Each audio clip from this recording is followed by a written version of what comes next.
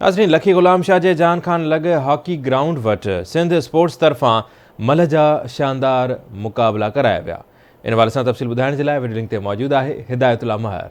लखी ग़ुलाम शाह वेझो जान खान जे भर में हॉकी स्टेडियम वटे सिंध स्पोर्ट फेस्टिवल जे तरफ़ां हिकु मल मुक़ाबलो रखियो वियो आहे जेको 3 ॾींहंनि खां वठी जारी आहे। अॼु हुन जो फाइनली मुक़ाबलो आहे। उन हवाले सां हिते सिंध, पंजाब, बलूचिस्तान ऐं ख़ैबर पख्तूनख्वा जा जेके मल पहलवान आहिनि उहे हिते आयल आहिनि ऐं उन्हनि जा जेको आहे हिते सिंध जा जेके ऑर्गेनाइज़र आहिनि स्पोर्ट फेस्टिवल जा उहे बि हिते मौजूदु आहिनि। असां अचो त उन्हनि खां पुछूं था त हुनजो छा चवणु। डिपार्टमेंट गवर्नमेंट ऑफ सिंध जो आहे जेका उन्हनि जो गॾियल हिकिड़ो 3 रोज़ा असां हिते फेस्टिवल लॻायोसीं जंहिंमें सिंध जूं सकाफ़ती रांदियूं जंहिंमें मलाखड़ो आहे, कोरी कोरी आहे ऐं वंजवटी जेको आहे शामिल हुआ।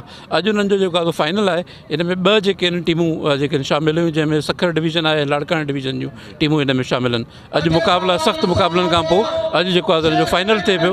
हीअ जेका कोशिशि आहे गवर्नमेंट ऑफ सिंध जी ऐं पहल पाकिस्तान जी असांजी इहे गॾियल एफर्ट इन जे करे आहे त नौजवाननि ताईं पंहिंजे कल्चर में मौजूदु जेके रांदियूं आहिनि उन्हनि खे उन्हनि ताईं पहुचाए सघिजे। जस थो ॼाम आहे जंहिं हिननि सकाफ़ती मल जा मुक़ाबला आहिनि, कोडी कोडी आहे, वंजवटी आहे ऐं जेके पुराणा जेके बि असांजा सकाफ़ती मुक़ाबला आहिनि उन्हनि खे उजागर कयो आहे। इंशाअल्लाह ताला इन सां असांजो बि साथ रहंदो। ऐं पहल पाकिस्तान खे जसो हुजे जिन हिन 3 ॾींहंनि जो हिकिड़ो मेगा इवेंट रखियो जिन में मलाखड़ो उन खां अलावा वंजवटी ऐं कोडी कोडी जूं रांदियूं रखियूं ऐं माण्हुनि में हिकिड़ो उत्साह पैदा थियो त असां सिंध में 18 सिंध गेमियूं कॾहिं बि गेम न हाराई आहे। कोडी कोडी, मलाखड़ो, वंजवटी ऐं बिलाड़ो असां इहे 4 गेमियूं सिंध में पहिरियों नंबर ईंदा आहियूं। जेके असांजूं सकाफ़ती रांदियूं जेके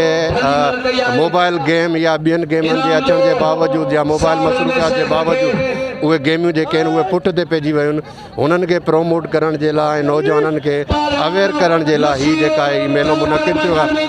नौजवान रांदीगर जेके असांजे सॼी रांदि जो हुयो तबिको उहो पोइना पइजी वियो। हाणे अल्हम्दुलिल्लाह अल्लाह जो शुक्र आहे हर रांदि पंहिंजे हिसाब सां थिए पई। ऐं मल जो जेको मुक़ाबिलो आहे उहो बि तव्हां ॾिसो था केतिरी पब्लिक आहे या कहिड़े हिसाब सां निज़ाम आहे। माशाअल्लाह असांखे ॾाढो ज़बरदस्त लॻे पियो। सरकारी मलाखड़ो आहे सो असांजी सरकार खे इहा गुज़ारिश आहे असांजी मुराद अली शाह खे त असांजो कुझु दाद करे। सिंध जी इहा रांदि आहे, सिंध में थींदी रहंदी, असांखे मज़ो ईंदो, हर हफ़्ते थिए त ॾाढो भलो थींदो।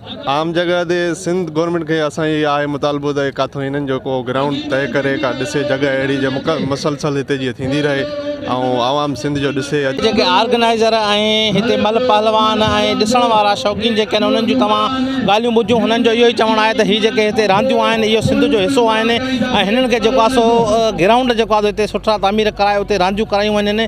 ऐं असांजे जेके शौक़ीन आहिनि उन्हनि जो चवणु हुयो त फौरी तौर ते जेके रांदियुनि में हिते ग्राउंड तयारु कराए उते वेहण जूं जॻहियूं कराए उते जेको आहे सहूलियतूं ॾिनियूं वञनि। ऐं मल पहलवान जो इहो चवणु आहे सिंध गवर्नमेंट खां मुतालबो आहे त उन्हनि खे जेको आहे सो माली सहायता करे उन्हनि जे लाइ फंड ॾिना वञनि। हिदायतुल्लाह महर, आवाज़ TV न्यूज़ लखी।